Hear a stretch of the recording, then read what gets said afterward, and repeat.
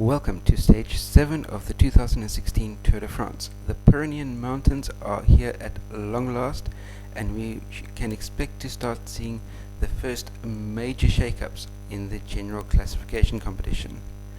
The day that we spent in the Massif Central showed a couple of weaknesses, especially as far as Alberto Contador and his recovery from his crashes in stages 1 and 2, and we'll be able to see even more of that on stage 7.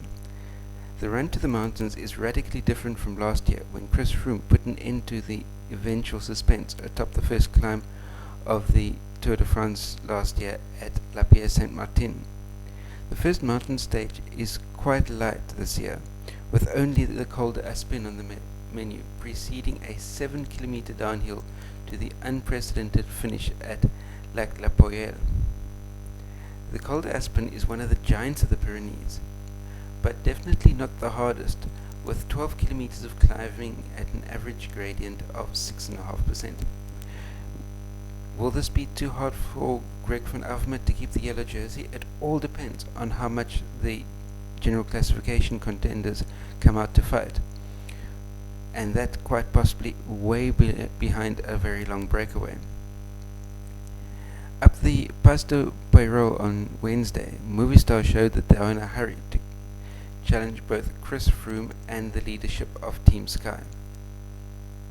They might be inspired to put pressure on the defending champion without waiting for the two grueling Pyrenean mountain stages on Saturday and Sunday. But you must remember as well that the descent off the Col d'Aspin is also likely to shake up the overall classification even more than the uphill, because it is a steep and really technical downhill, and riders that are a bit nervous of taking the downhills at completely suicidal breakneck speed can expect to lose some time here.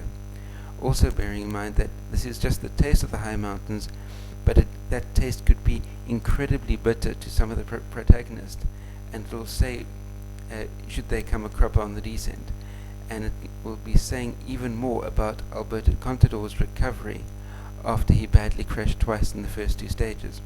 That brings me to the end of the preview of stage 7 of the 2016 Tour de France. Remember to like, share, subscribe, post any comments, questions or criticisms that you may have in the comment section down below, and last but by no means least, stay carved up for the win. See you next time. Cheers.